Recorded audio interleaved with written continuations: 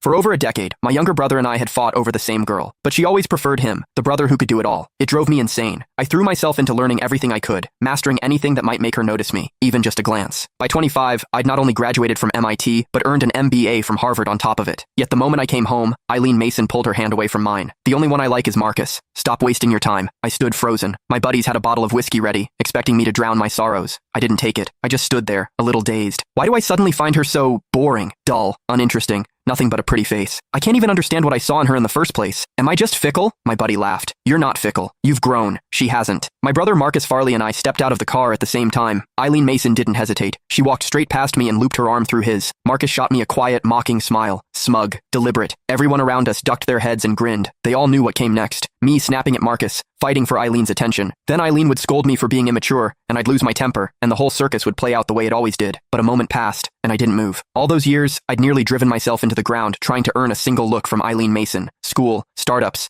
building a media brand from nothing, after navigating boardroom politics, after rubbing shoulders with people who shaped policy at the highest levels. Marcus's little routine? It was laughable. I kept my expression neutral and handed the gift bags to one of the housekeepers. From my parents, for Mr. and Mrs. Mason. Marcus's smile faltered. Eileen frowned and glanced at me. Inside the villa, I noticed the dining room table had only 4 chairs. Mr. Mason, Mrs. Mason, and Eileen already accounted for 3. Marcus let out a soft laugh. Sorry, bro. Forgot to mention you were coming too. Looks like they didn't set a place for you. Why are you apologizing for that? Eileen turned a cold gaze on me. Russ Farley. Marcus didn't do it on purpose. Just go get yourself a chair. There's no need to make him feel bad about it. It was always like this. Eileen always took Marcus's side without question. But the strange thing was, I genuinely felt nothing. I couldn't even remember why I'd fought so bitterly with my brother over her in the first place. Miss Mason, I haven't said a single word yet. Eileen blinked. In the past, I would have already been shouting, accusing Marcus of his passive-aggressive games. Bro, you're upset. Marcus stepped forward. Don't be mad. I'll go grab you a chair. He moved to get one, but Eileen caught his arm and pulled him back. She looked at me, her voice ice cold. This is the Mason house, not a place for you to throw your weight around. If you don't want to get the chair yourself, then don't bother staying for dinner. A few of the housekeepers couldn't hold back their laughter. I caught someone whispering, watch, he'll go fetch it himself like a puppy. Please, when has he ever not swallowed his pride just to sit a little closer to Miss Mason? That won't be necessary. I smiled faintly. I only came to drop off gifts for my parents. I wasn't planning to stay for dinner. Besides, I have somewhere to be. Enjoy your evening. Eileen stared at me. Something unfamiliar flickered across her face. I didn't acknowledge it. I turned and walked out, my stride unhurried. Behind me, Marcus's voice carried a note of wounded confusion. What's so urgent that you have to rush off, bro? Was he actually upset with me? Is that why he didn't stay? Eileen watched as I got into the car and drove away. A slight frown creased her brow. Don't worry about it. Marcus let out a cold laugh. A few years abroad, and his little jealousy games have gotten more sophisticated. I'll give him that. Playing hard to get now. Honestly, I'm starting to wonder if one day you might actually... Eileen pressed a finger to his lips. I told you, you're the only one I want. The truth was, I really did have things to do. I'd started an internet company with a college friend. Business was picking up fast, and I had a dinner meeting with a client that night. My partner sent me a message. Heard you're back in the country.